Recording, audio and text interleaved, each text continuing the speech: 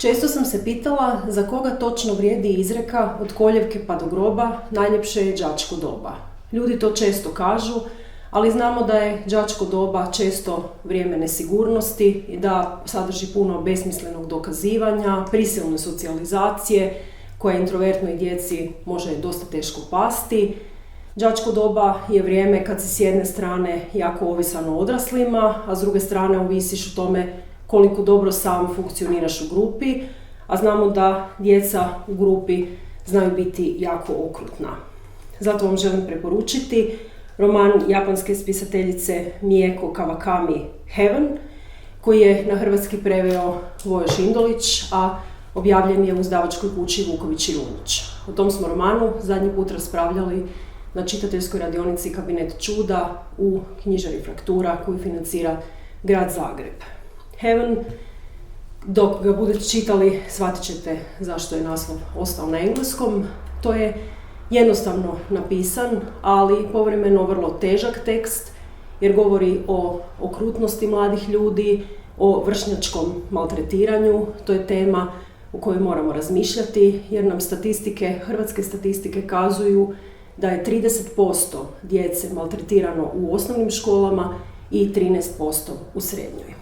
Roman Heaven govori o dvoje djece, dvoje 14-godišnjaka koji idu u isti razred i vršnjaci ih maltretiraju iz različitih razloga. Njega zato što mu jako bježi oko i nju zato što se odlučila prestati tuširati pa je počela smrditi. Njih dvoje se počinju dopisivati, među njima se rađa jedna vrsta prijateljstva, razvijaju jedan vrlo poseban odnos i ono što je vrlo važno za mlade ljude u toj dobi, imaju konačno osjećaj da ih neko razumije, da i oni negdje pripadaju iako su u svojoj grupi, to jest u svom razredu, outsideri. To je roman koji govori o sustavnom mobingu i dok ga čitate, naravno pitate se otkud to, zašto djeca maltretiraju drugu djecu, ali nećete doći baš do nekih konkretnih odgovora i autorica možda čak kao da nam poručuje da je to nasilje poprilično besmisleno. Roman je napisan iz pozicije žrtava, dakle dvoje djece koji su maltretirani i vrlo malo saznajemo o nasilnicima, osim da su lijepi, popularni i da ih zato djeca slijede. On govori o sramu i bespomoćnosti glavnih likova, o njihovoj pasivnosti i o njihovim razlozima ili ne razlozima za pružanje otpora. Tu je tema, su i promatrači nasilja, dakle što je s onom djecom koja su vidjela nasilje, ali nisu ništa poduzela. Profesori u romanu ništa ne primjećuju, ne znamo da li je to zato što se djeca iz srama jako dobro skrivaju ili zato što ne obraćaju dovoljno pažnju. Na susretu smo razgovarali o tome da se sad pojavila i jedan novi fenomen, da sada osim vršnjačkog nasilja u školama često profesore maltretiraju i roditelji i među profesore se uvukla neka vrsta straha od roditelja. Ako vas zanima ta tema, uzmite knjigu Nataše Govedić Pohvala odriješenim rukama.